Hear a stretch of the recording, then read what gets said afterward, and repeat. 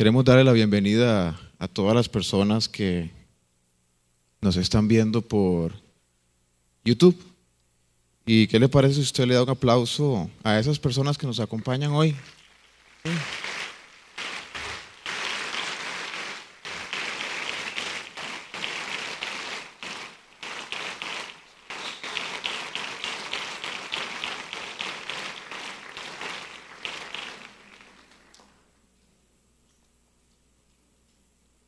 Buenas noches.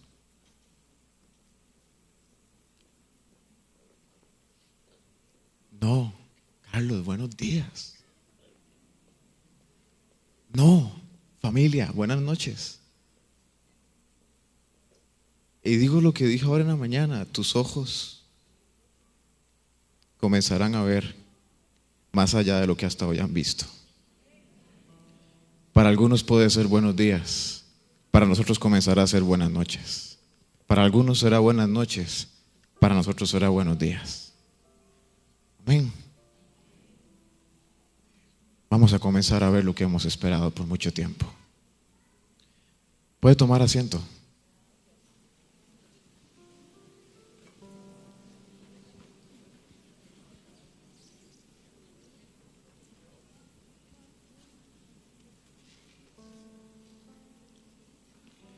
Déjeme ir donde está el café. Donde está el café voy yo. Así que voy a bajarme.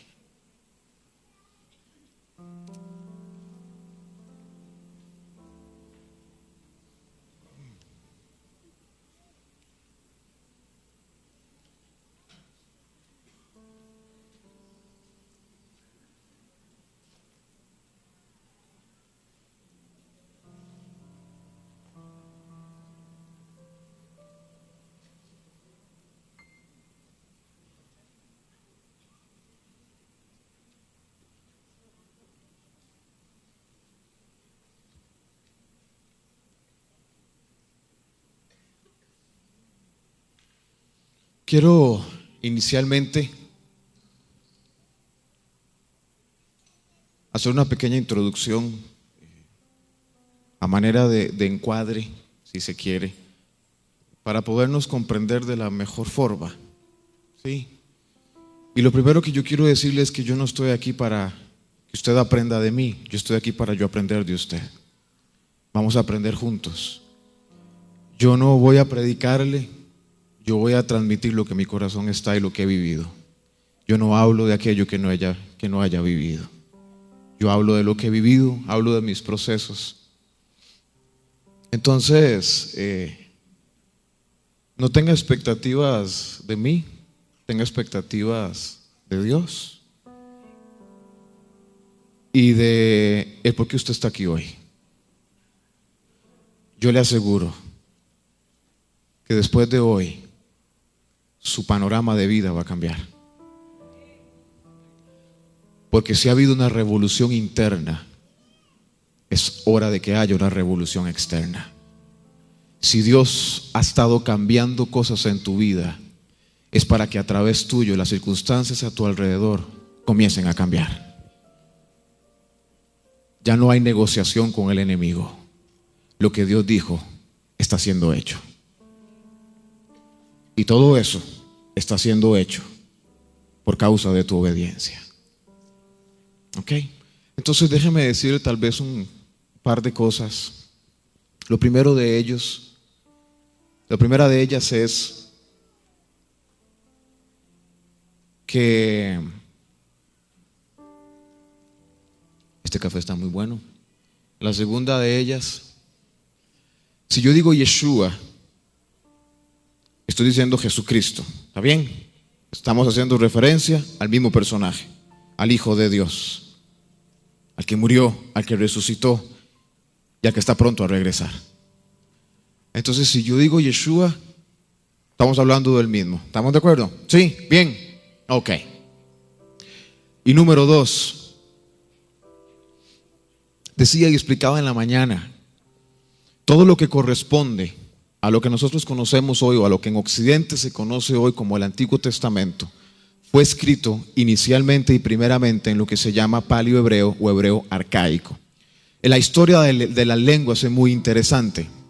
El griego fue la cuna del latín y el latín asimismo fue la cuna del castellano, la lengua romance o lo que se conoce como la lengua romances. Pero a su vez la cuna del griego fue el hebreo, fue la lengua hebrea, que es una lengua semita, ¿sí? Que es de las civilizaciones que provienen de Sem. ¿Saben quién es Sem? El hijo de Noé, o uno de los 3 hijos de Noé, ¿ok? De donde vienen todas las civilizaciones o todas las civilizaciones semíticas, ¿ok? El hebreo es una lengua semita, al igual que el arameo. A su vez, esa lengua semita, o específicamente el hebreo como tal, viene del copto. El copto es la lengua o el lenguaje que usaban los egipcios. Ese lenguaje se basaba en lo que se llama ideogramas. Un ideograma es una idea, un símbolo que genera una idea y que a su vez ese símbolo tiene una forma de pronunciarse. Entonces, el hebreo como tal es la lengua que se utiliza para escribir el 99% de los textos bíblicos llamados Antiguo Testamento, siendo que hay un 1% restante. Ese 1% corresponde a 2 capítulos del Antiguo Testamento, un capítulo del libro de Esther y un capítulo del libro de Daniel. Uno fue escrito en arameo y otro capítulo fue escrito en lengua farsi, que es la lengua que hablaban los persas en su momento, específicamente el capítulo 8 del libro de Esther, donde se hace la descripción exacta de los hijos de Amán. ¿Se acuerdan quién es Amán? Que tuvo 10 hijos, ¿sí? Ok. Entonces, agregado, anudado a esto, tenemos el Nuevo Testamento. El Nuevo Testamento, en su mayoría, aproximadamente un 9%, fue escrito en lo que se llama koiné. El koiné es un dialecto del griego, ¿okay? Entonces tenemos aproximadamente un 9% que fue escrito en koiné, y hay un resto ahí importante que fue escrito originalmente en hebreo y una pequeña parte en arameo. Por ejemplo, el rollo de Mateo, originalmente llamado Matai o Matitiahu en hebreo, fue escrito en hebreo y está perfectamente conservado en Jerusalén. Si usted va a Israel y va a Jerusalén, aparte de llevarme, usted puede chequear lo que estoy diciendo, ¿sí? Está en perfecto y hermoso hebreo.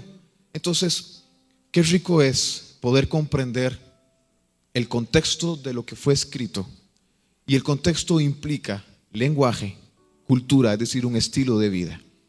Eso nos va a llevar a conocer con mayor profundidad lo que dijo Yeshua, lo que dijo Jesucristo, qué dijo y qué fue lo que quiso decir. Entonces, yo lo que voy a hacer es simplemente sustraer el principio o la palabra original en el lenguaje original para tratar de darles a ustedes una herramienta o poder explicar mejor lo que entendemos en lo que Dios está haciendo en este tiempo. Entonces voy a utilizar mucho aspectos culturales, voy a usar muchos aspectos lingüísticos, repito, para tratar de impartir sobre usted lo que Dios, entiendo, quiere que sea impartido en este tiempo. ¿Logré explicarme? Sí. Vean, los textos bíblicos necesitamos interpretarlos más allá de lo literal. Necesitamos interpretarlos también e inclusive a la luz de su contexto, aplicando alegorías, por ejemplo. Muchos de los textos que hoy tenemos son textos alegóricos. Aún y así, usted puede ser o un buen lector de la Biblia, o usted puede ser alguien que provoque cambios a partir de caminar por lo que ahí dice. Mejor que pensarlo es decirlo, pero mejor que decirlo es hacerlo. ¿Sí? ¿De acuerdo? Empezamos.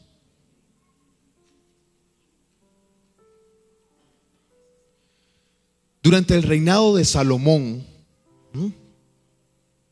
Ben David, o hijo de David, hace aproximadamente 3000 milenios, antes de que se dividiera sus dominios. Recuerden que Israel se dividió en el reino del sur, es decir, Judá, y el reino del norte, Israel. Hubo por múltiples razones políticas, sociales y económicas tres grandes migraciones en Israel. Luego del año 70 después de Cristo, cuando Tito el emperador destruye el templo, se produce un exilio masivo de tres grandes civilizaciones o tres grandes tribus. La primera de ellas fue la tribu de Benjamín, la segunda de ellas fue la tribu de Judá y la tercera de ellas fue la tribu de Leví. De la tribu de Benjamín salió el 75%. Fueron exiliados abruptamente luego del año 70 después de Cristo.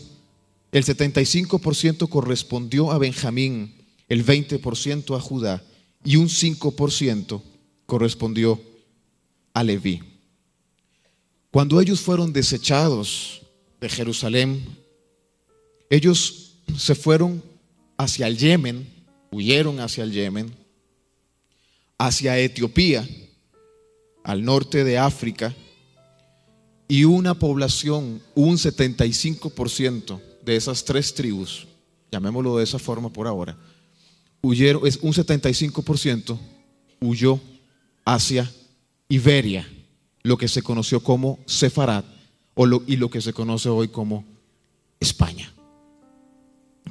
Hubo un exilio masivo y resulta ser que un 75% de esa gente que salió, ese 75% que se instaló en España, en Sefarad, descendían de una tribu, de la tribu de Benjamín. Cuando en el año 1492, el 31 de julio, por decreto de Fernando de Aragón e Isabel de Castilla, una vez más, ese 75% fue desechado de la antigua Sefarad. Y hubo un personaje en la historia cuya madre era judía. Ese personaje era escuchado en las mañanas y en la noche, en los rincones de los castillos de España, y era escuchado en una lengua ajena al castellano. Y cuando alguien se atrevió a traducir, todo esto está registrado, cuando alguien se atrevió a traducir lo que aquel cantaba, la proclama que él hacía era algo más o menos así, decía: Shema Israel, Adonai Eloheinu, Adonai Echad. Escucha, oh Israel, el Eterno nuestro Dios es uno. ¿Quién canta eso? Un judío. Porque dice el texto: y proclamarás estas mañanas al levantarte y al acostarte. ¿Cuáles palabras? Escucha, oh Israel, el Eterno nuestro Dios, el Eterno es uno. Entonces, para cumplir con el precepto, se cantila o se entona este texto. ¿Quién entonaba ese cántico en la mañana y en la noche? Nada más y nada menos que Cristóbal Colón, quien su madre era judía, y Cristóbal Colón descendía de la tribu de Benjamín, al igual que Pablo, al igual que Esther. Pablo descendía de la tribu de Benjamín. Y ya voy a meterme un poquito ahí para llegar hasta hoy.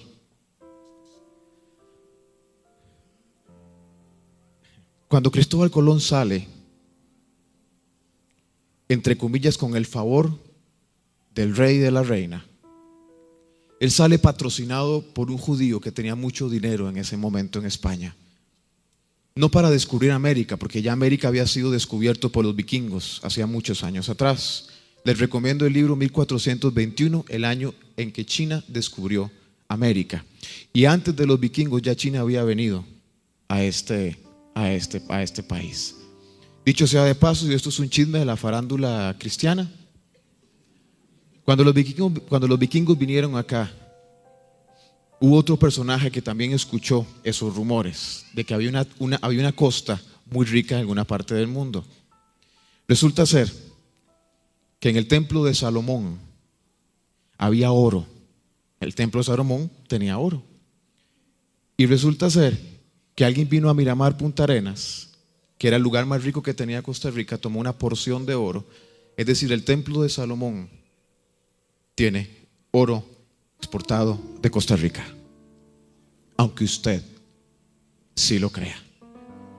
Todo eso está registrado. Dios ha cuidado de esta nación desde siglos de siglos.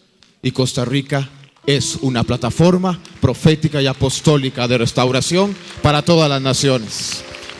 Dios está usando a Costa Rica para restaurar un remanente y levantar un remanente en este país, porque a la vez Costa Rica es y será levantado como una puerta de restauración a todo el mundo, a todo el planeta Tierra.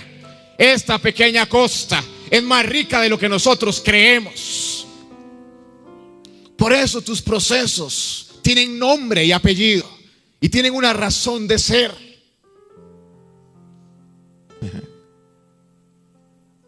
Y ahora el mundo entero quiere comprarnos el agua. Y agua tiene que ver con restauración. Había oro en el templo.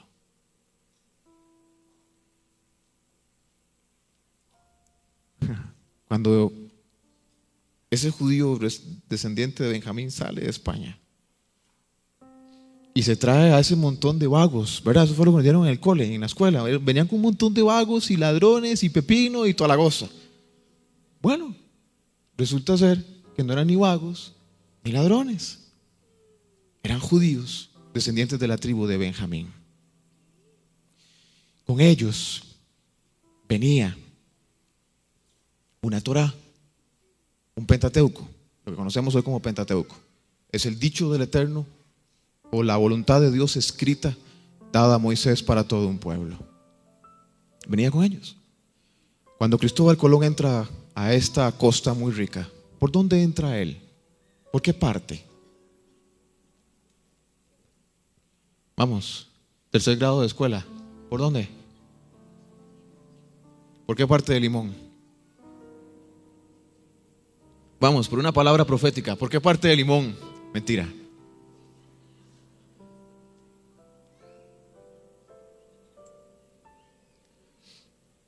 Él entra por Limón, pero no se queda en Limón, ¿cierto? ¿A dónde se estableció Cristóbal Colón una vez que entró por Limón a Costa Rica? Venía un grupo de benjaminitas con él, un benjaminita, y en sus manos traían un rollo de la Torá, la palabra de Dios. Cristóbal Colón, un benjaminita, se estableció con un grupo de benjaminitas y se asentó en Costa Rica, en una provincia llamada Cartago, específicamente en el Guarco. Cartago fue el primer asentamiento de judíos benjaminitas en este país, y fue en Cartago donde se leyó por primera vez la palabra de Dios, desde su original en hebreo. Y Dios tuvo la osadía de permitir que usted viniera acá. Que Dios es así.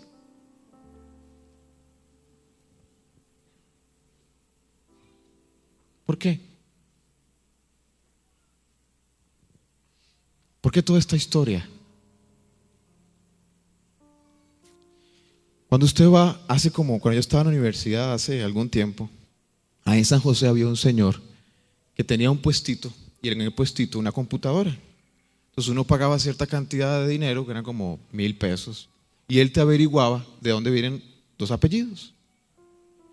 Resulta ser que del 100%, el 98% de la gente que preguntaba, porque yo me encargué de investigar, yo las cosas no me las creo así porque así, el 98% de los apellidos de la gente que fue a investigar, ese apellido descendía de España. Entonces se desarrolló toda una investigación amplia y profunda con relación al tema, y se comprobó que el 86.7% de la población costarricense desciende de la tribu de Benjamín. Por eso nuestros apellidos, cuando usted se mete a investigar, vea, wikipedia.com, Google, en Google usted encuentra todo. Usted se da cuenta que, por ejemplo, el apellido Mora viene de gente que en España se dedicaba a enseñar. En hebreo, maestra se dice morá. De ahí se pasó al apellido Mora.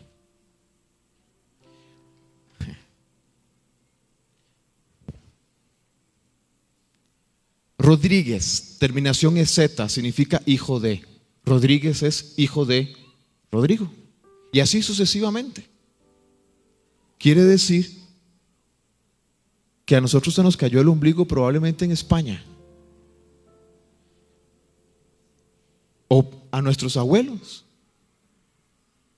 Y llegamos a parar a Cartago. Ahora la pregunta es, ¿por qué Benjamín? No quiero meterme mucho en el texto, por si ustedes saben más Biblia que yo, estoy seguro. ¿Quién fue Benjamín?